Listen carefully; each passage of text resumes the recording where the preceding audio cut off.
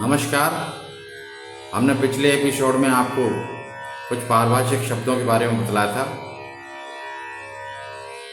आज हम फिर से कुछ शब्द और हैं आगे उनको बतलाएंगे और पिछले स्वरों को सूक्ष्म रूप से हम रिवीजन कर लेते हैं। हमने गायन वादन नृत्य तीनों के एकीकरण को संगीत माना या स्वरों की भाषा को संगीत माना। स्वर को जिसकी आंदोलन संख्या नियमित हो उसे स्वर कहते हैं और नाद जो संगीत उपयोगी आवाज़ होती है उसको नाद कहते हैं। इसके बारे में हमने आपके लिए विस्तार से बतलाया।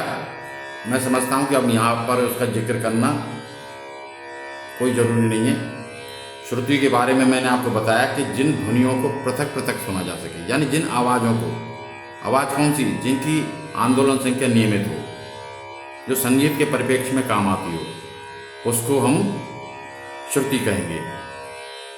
शुद्ध स्वरों के बारे में मैंने बताया, जिन स्वरों के आगे पीछे ऊपर नीचे कोई भी संकेत नहीं हो, चिन्ह नहीं हो, उसको हम शुद्ध स्वर कहेंगे।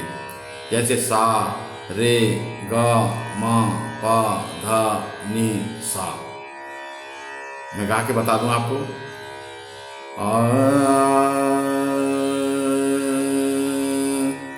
सा, रे, ग, म, प, ध, नि, सा, सा, नि, ध, प, म, ग, रे, सा। ये हमारे शुद्ध स्वर है। इसी में अगर मध्यम को थोड़ा सा बढ़ा दिया जाए तो हमें तीव्र मध्यम प्राप्त होगा। जैसे सा, रे, ग, म, प, ध, नि, सा, सा, नि, ध, प, म, ग, रे, सा। तीव्र मध्यम यानी बोलते वक्त भी आप देखोगे चेहरे के जो भाव भंगिमा है तो थोड़ी सी तीव्र हो जाती है, और शुद्ध मध्यम में आप देखोगे बड़ी इजीली हम सड़क की ओर आ जाएंगे। ठीक है ना। सा, रे, ग, म, कोई अंतर नहीं पड़ा। सा, रे, ग, म, समझे आप? मैं समझता हूँ आपकी समझ में आ रहा होगा। इसी तरह कोमल स्वर है। कोमल स्वर 4 होते हैं, ऋषभ, गंधार, इधर धैवत और निषाद। तो कुल मिला के 12 स्वर होते हैं। इनको भी मैं आपको गा के बता दूं। सा,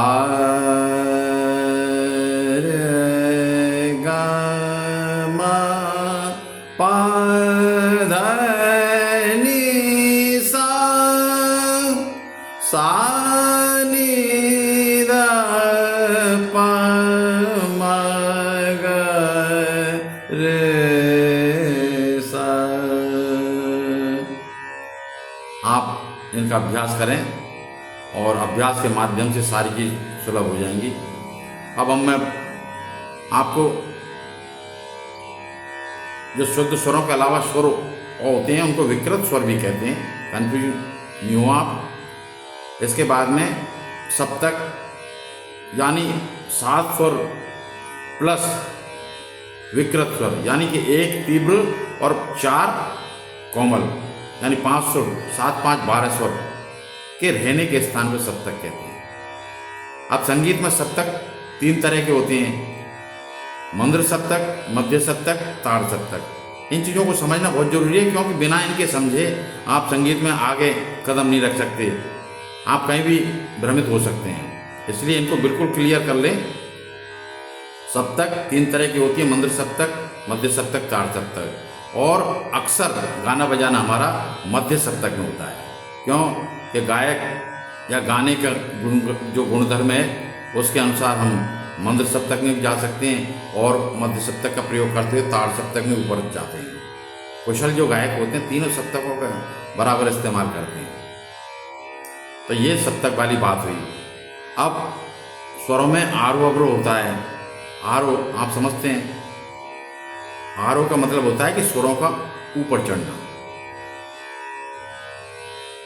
क्रमबद्ध तरीके से ऊपर चलना, और अवरोह का मतलब होता है ऊपर से नीचे आना। यानी संगीत में आरोह अवरोह के बिना काम ही नहीं चलेगा। आप ऐसा नहीं है कि सीधे चले गए, ऊपर चले गए और वहीं लटक रहे हैं, वहाँ से आपको वापस भी आना पड़ेगा। आरोह अवरोह ये चलता रहता है। अलंकार किसे कहते हैं? अलंकार के अंदर स्वरों की ऐसी रचना जो सुंदर लगे उसे अलंकार कहते हैं। स्वरों का ऐसा तालमेल, मैंने पिछले एपिसोड में आपको अलंकार बतला करके बतलाए थे, उनको आप देखेंगे तो बड़ा आनंद आएगा। वो अलंकारी संगीत में आगे प्रयोग किए जाएंगे गायन वादन में। वर्ण स्वरों को उलट पलट करके रखने की जो कला है वो वर्ण कहलाती है।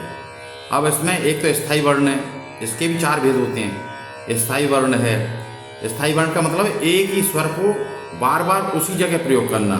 जैसे मैंने बताया पहले 4 अलंकार, सा सा सा सा सा सा सा सा सा, ये एक ही जगह पे एक ही स्वर को इस्तेमाल करना, यानी ये स्थायी वर्ण कहलाता है। आरोही वर्ण, आरोही यानी बढ़ते क्रम में, सा रे गा मा पा रे नी सा, ये क्या हुआ? स्थायी, यानी आरोही वर्ण होगा। अब इसके अंतर्गत अगला आपको आरोह आपने कर लिया तो अवरोह भी करना पड़ेगा।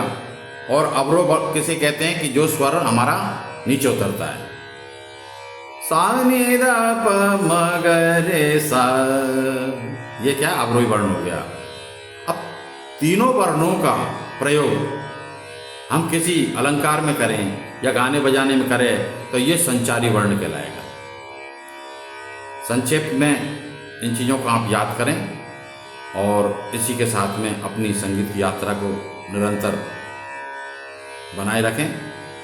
मैं समझता हूँ कि अब कई एपिसोड के बाद में आपको कुछ संगीत समझ में आना लगा है और आप बिल्कुल निराश नहीं हो। संगीत कोई ऐसी चीज़ नहीं है जिसे आप सीख नहीं सकते हैं। यानी 99% आप अपने प्रयास से सीख सकते हैं और 1% तो भाई ऊपर वाले को देना पड़ेगा। उसकी मेहरबानी के बिना कुछ नहीं हो सकता है। और अगर उसने मेहरबानी कर दी तो फिर आप दुनिया के अमीर आदमी हो, आपसे बेहतर कोई नहीं होगा। धन्यवाद।